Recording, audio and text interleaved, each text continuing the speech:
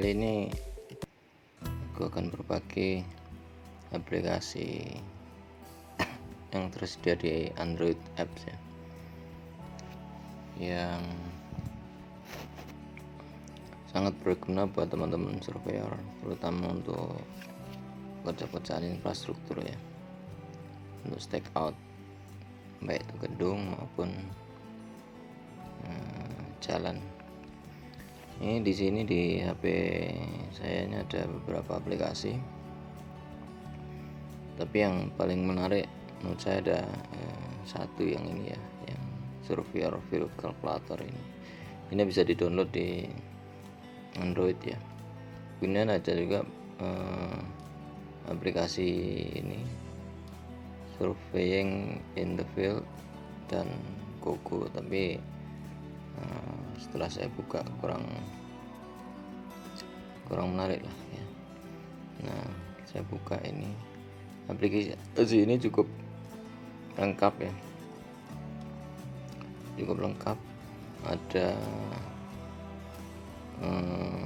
fitur untuk menghitung bearing dan distance atau jarak, kemudian intersection antara dua garis, kita cari koordinatnya.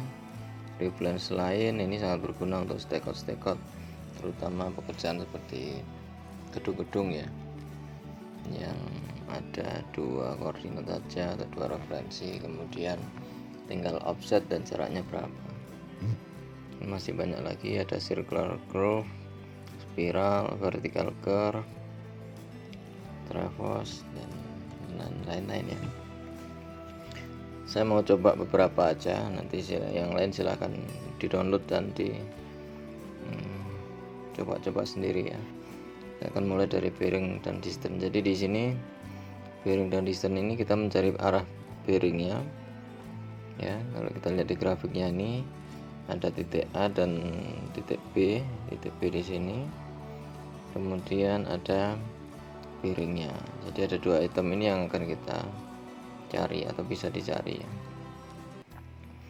Kemudian ini kebetulan sudah ada contohnya dari saya, sudah terisi angkanya, tapi saya coba rubah ya. Kalau misalnya seperti ini, saya kasih angka 200 ya. Ini koordinat A ya, maksudnya A di sini adalah koordinat A. Nah, di sini kita isi koordinatnya berapa. Saya kasih angka kecil aja sebagai contoh ya. 200, kemudian di sini 225, kemudian di sini 155, nggak apa-apa lah ya, 165 kali ya, 165.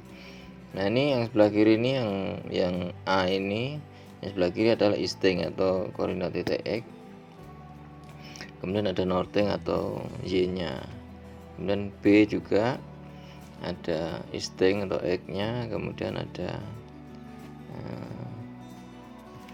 northing atau Y-nya. Setelah kita isi, kita tinggal tekan ini. Ya. Coba saya ganti menjadi 45. Oke. Kita tinggal tekan to polarnya. Nah, maka jaraknya akan terhitung 161,4001 dan bearingnya 253 derajat 48 menit 38,8 detik ya. Ini bisa bearingnya bisa kita ganti menjadi desimal ya. Nah, ini 253,81 sekian ya, kayak gitu. Jadi yang dihitung adalah bearing dan jarak ya. Oke, itu untuk bearing dan jarak saya kira gampang ya, nanti bisa dipelajari sendiri. Kemudian intersection ini terkadang perlu juga ini. Teman-teman misalnya ada dua garis seperti ini, AB garisnya, kemudian CD. Nah, bagaimana kita menghitung titik pertemuan antara dua garis tersebut, di mana posisinya adalah X ya. Jadi kita isi aja koordinat ini, koordinat A misalnya 100, koordinat B saya ubah sedikit ya, 140 dan 150, kemudian ini 110 dan 170 untuk C nya, kemudian D nya koordinatnya 150 dan 110 misalnya. Ini contoh aja ya. Nah, ini intersection pointnya atau titik pertemuannya sudah langsung terhitung di sini, koordinatnya ada. Nah, demikian teman-teman tinggal masukin ke total season dan bisa stake out posisi titik pertemuan ini. Ya, ini contohnya misalnya mencari ada 4 titik anchor point di dalam satu kolom, terus kita mencari senternya, koordinat senternya, nah kan bisa di sini ya. Seperti itu. Jadi kita masukkan 4 titik koordinat A, B, C, D ya. AB, ingat ya, garisnya jangan sampai nanti AC, DB nanti nggak ada, ini garisnya nggak ketemu ya. Garisnya harus AB kemudian CD, disesuaikan urutannya di sini. Oke, kemudian reference line. Nah, ini fitur yang sangat menarik nih, sangat menarik dan sangat bermanfaat kalau misalnya teman-teman stake out untuk gedung yang punya kolom banyak. Misalnya ada garis A dan B, ini adalah titik kolom terluar misalnya ya.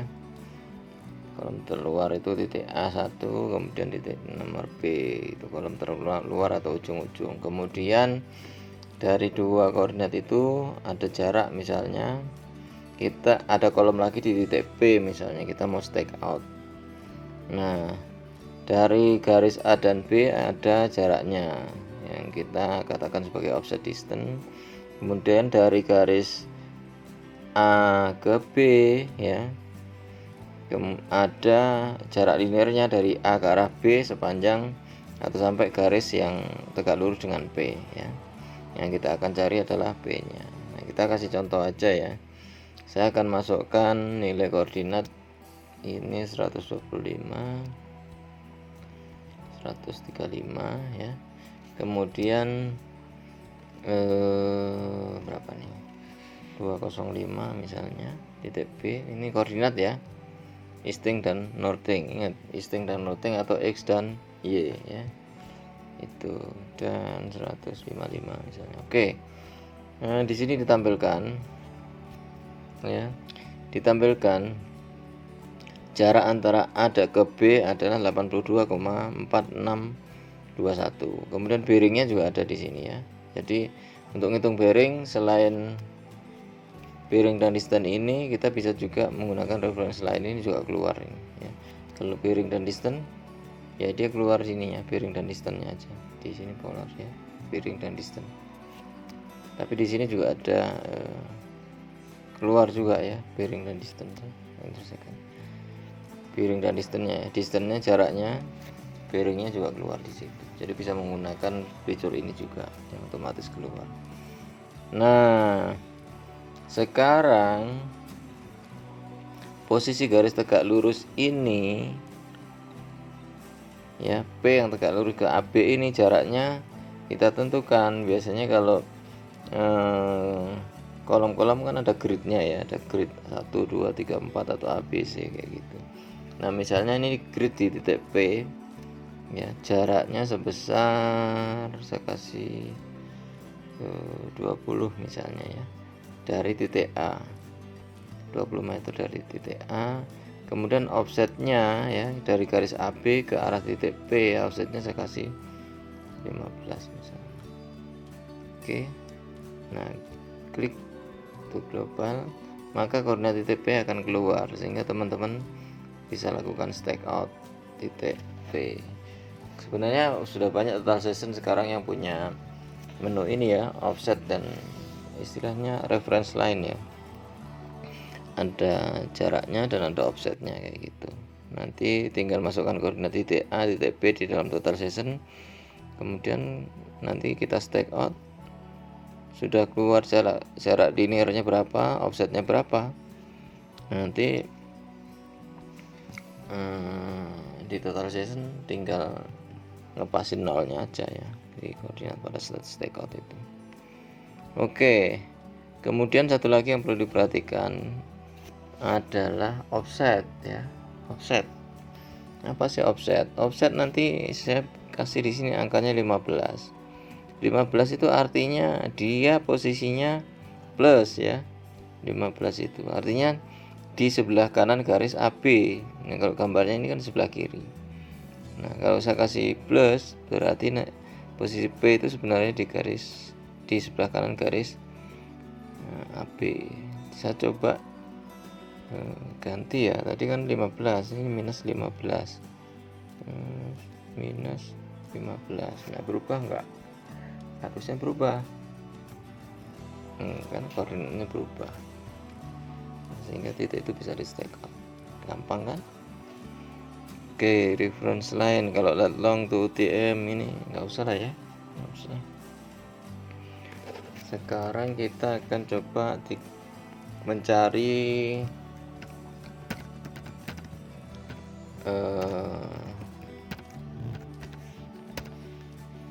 titik tengah dari sebuah lingkaran atau sebuah arc ya, sebuah lengkung dengan yang tersedia itu 3 titik ya, 3 titik.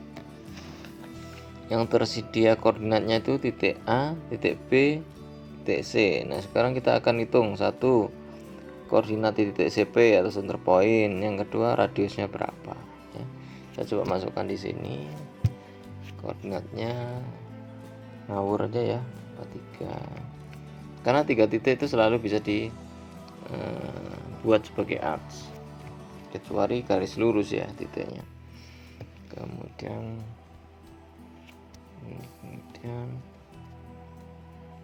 saya isi itu kapan ya, kemudian TC.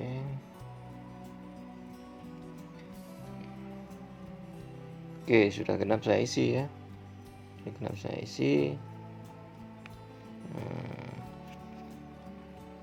koordinat dari CP sudah muncul. CP belakangnya 99,737, sebelah kanannya lagi 99,6408. Nah, itu koordinatnya dari CP. Kemudian radiusnya 59,6337 ya, kayak gitu. Sekarang saya coba ubah koordinat satu titik saja, yaitu titik C yang tadinya 93, saya ubah menjadi 112 misalnya. Nah, kan langsung berubah, radiusnya juga berubah, semua berubah otomatis. Kalau saya kasih 0, ternyata dia nggak mau ya ngitung, berarti kan harus ada angkanya. Saya kasih 25. Nah, seperti itu kira-kira mencari radiusnya, R-nya. Kalau diameternya berarti R kali 2 kan. Oke, dan center point-nya itu di tengahnya. Apa lagi ya? Circular spiral. Ini aja ya, kurva circular ini aja ya. Oke. Ini sudah ada sampel datanya. Saya coba masukkan datanya. Circular curve ya, datanya yang gampang-gampang aja ya. BC koordinat ya, ini masukkan koordinat BC nya berapa, 100, kemudian 100 ya, titik koordinat BC. Kemudian EC nya berapa ya, panjang 200, X nya, Y nya 100 ya. Oke. Kemudian nih curve direction ini ya, jadi arah direksinya atau arahnya itu ada pilihan nih, ke kiri dan ke kanan. Kalau kita lihat gambar ini, mulainya dari BC menuju ke EC, berarti kurvanya mengarah ke kanan ya, gitu. Kalau ke kiri ya nanti kurvanya ke kiri sana ya, ke arah kanan. Kemudian radiusnya kita buat, ini berapa tadi ya, berarti 100 ya, 250 aja. Nah, 150. Start Janet itu apa ya, kalau di Indonesia nggak begitu umum Janet itu bisa disamakan dengan stasiun atau STA ya buat teman-teman yang sering bekerja di pekerjaan jalan atau kereta ya. CNET-nya ini adalah STA. Saya coba kasih 1000, yang gampang lah ya. 100. Nah, kita akan ngitung koordinat yang ada di lengkung kurva ini ya. Kurvanya kan berarti antar koordinat jaraknya berapa? 100 meter ya. Antar koordinat. Kurvanya berarti lebih dari 100 meter panjangnya. Nah, karena start CNET-nya 100 dan panjang kurvanya kira-kira 100 lebih sedikit, maka CNET di sini nanti tidak akan muncul ya. Oke, sekarang saya kasih udah 100 dulu ya. 100, offsetnya 0. Offsetnya 0 berarti kalau ini adalah atau kita bekerja di pekerjaan jalan, maka dia posisinya di center line. Ini kita bisa isi negatif atau positif ya. Negatif berarti kurvanya offset keluar sebesar berapa? Misalnya lebar jalannya 5 meter, berarti offsetnya 2,5 ya, 2,5. Bisa minus bisa plus. Minus nanti koordinat jatuhnya offsetnya 50 minus ya, ke arah kiri ya. Kalau plus nanti offsetnya ke arah kanan. Saya kasih offsetnya 0 aja biar dia di center line. Nanti kita coba apakah dia berubah atau enggak. Oke, ini angka-angka di bawah sudah ikut berubah ya. Kalau saya kasih contoh 1, berubah enggak? Saya kasih 1, harusnya berubah. Nah, itu berubah ya. Oke, saya kasih 0 dulu. 0. Oke, kita klik begini. Maka koordinatnya 100 karena dia CNET-nya sama ya. Start CNET dengan CNET di sini sama. Artinya posisinya di koordinat BC. Saya akan coba kasih 101 atau 1 meter maju ke arah kurva ya. Pasti angkanya akan berbeda. 100,98 sekian. Kalau ini saya kasih 110 misalnya, dia akan berbeda. Nah, angka-angka ini artinya bisa langsung dipakai buat teman-teman masukkan ke total section ya. Misalnya stake out di CNET ya, atau di stasiun 150. Nah, tinggal diisi, offsetnya 0. Klik global, maka koordinatnya akan keluar. Nah, kalau misalnya mau stake out pinggir jalan, kalau lebar jalannya 6 meter, kita kasih dulu nih, kita stake outnya sebelah kanan. Nah, angkanya keluar. Kalau kita mau stake out pinggir jalan sebelah kiri ya, kita kasih -3. Angkanya keluar juga seperti itu. Nah, buat teman-teman untuk lebih memudahkan, bisa juga ini ada ini ya. Jadi oke, sekarang kita lihat dulu parameternya.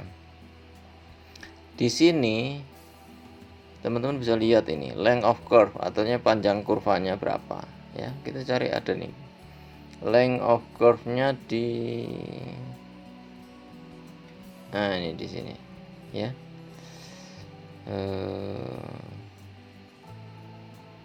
CC ya. CC ini center of curve, artinya posisi di sini ya, di bawah, yang paling bawah sini. Center kurvanya, koordinatnya ini. Kemudian point of intersection of tangen. Nah, ini PI ya, PI yang paling atas di sini. Koordinatnya juga ada. Easting northing. Kemudian sudut. Nah, sudut ini yang ada delta warna biru di sini. Sudutnya sekian ya. Kalau radiusnya saya ganti menjadi lebih besar, sudutnya akan misalnya radiusnya 500. Sudutnya akan menjadi lebih besar kayaknya. Sudutnya sekarang berapa? 11 ya. Kita oke. 11 sorry. Tadi 11 ya. Saya ganti 250. Sudutnya menjadi berapa? 23 ya, 2 kalinya. Oke, begitu. Jadi sudut yang ada di PI sana ada terhitung. L ini adalah length of curve atau panjang kurvanya ya. Panjang kurvanya 100,6790 ya. Mid ordinate MO ini ya, yang ada panahnya ini MO itu panjangnya dari puncak kurva ke garis lurus ketemunya garis BC ke EC. Kemudian C chord length. Nah ini chord length ini adalah panjang garis dari BC ke EC. Nah, ini bisa dihitung juga atau datanya udah otomatis ditampilkan.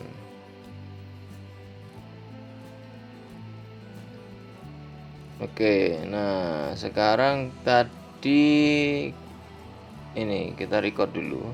Start chainnya ada di 100. Nah sekarang bagaimana kalau misalnya saya mau stakeout per 1 meter atau mempunyai data untuk stakeout per 1 meter. Nah ini masukkan ini ya, chained interval CI ya, intervalnya saya kasih 1 meter, kemudian offsetnya 0. Nah ini bisa diganti minus dan plus ya, misalnya mau stakeout pinggir jalannya ya kasih plus 3 misalnya kalau dia lebarnya 6, atau minus 3 untuk batas sebelah kiri. Kemudian start chainnya tadi kan 100 ya, start chainnya 100, saya mau isi juga 100 di sini start chainnya 100 ya.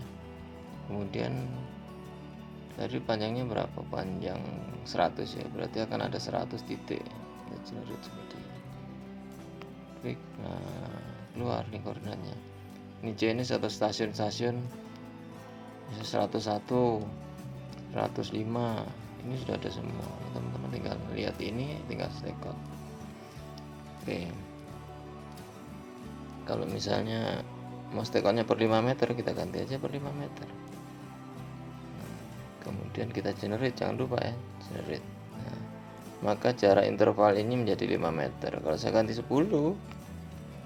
interval datanya menjadi per 10 meter. Gampang kan? Oke.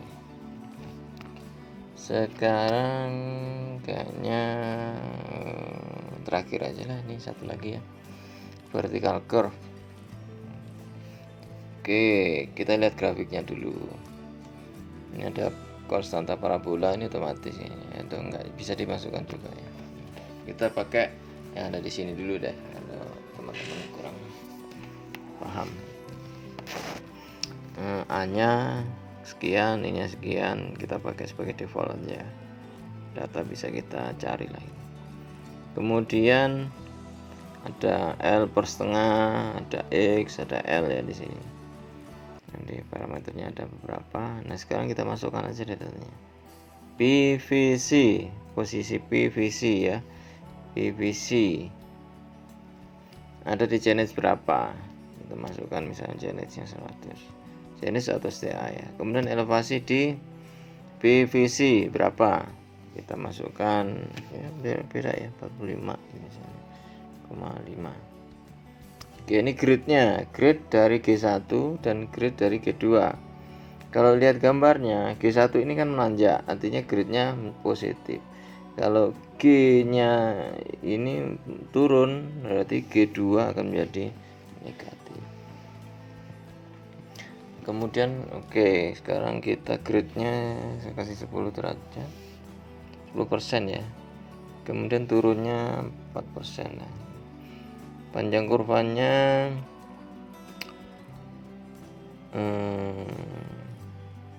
berapa ya, udah 200 ya lah ya, 200. Terus tadi start ini kan 100, PVC kan 100 ini aja. Kita mau cari 105 di sini, kemudian saya hitung. Nah ini elevasinya ya, ini untuk menghitung elevasi setiap station vertikal ini. Bisa ganti, coba kan dua ini panjangnya 200, kalau saya kasih 300 kan masuk ya.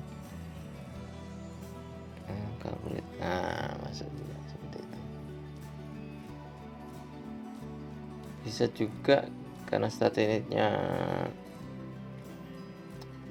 genetnya startnya berapa tadi, 100 ya, saya masukkan sini 100 ya startnya, kemudian genet intervalnya saya kasih 5. Nah ini untuk mengenerate multiple genets ya, data elevasinya berapa saja kita generate. Posisi PPC ingat STA nya 100, elevasinya 45,5, kita cek di sana elevasi 455, genetnya 100 sama ya. Kemudian ini PVI ya, puncak kurva ya PVI nya. Kemudian BVT ini keluar dari radius ya, kurva terakhir. Oke, saya kira itu aja ya, sudah cukup panjang, nggak usah semua, nanti teman-teman bisa belajar sendiri. Ingat sekali lagi, nama aplikasinya adalah ini ya, Surveyor Field Calculator. Nanti bisa di browsing dan tinggal di download. Ini sangat membantu buat teman-teman ya, apalagi kalau yang belum begitu paham mengenai penghitungan seperti itu ya, rumusannya seperti apa, nanti pusing di lapangan ngabisin waktu. Ini sangat membantu untuk mempersingkat waktu, teman-teman. Oke, sampai di sini dulu. Jangan lupa like dan subscribe videonya supaya bisa maju. Thank you.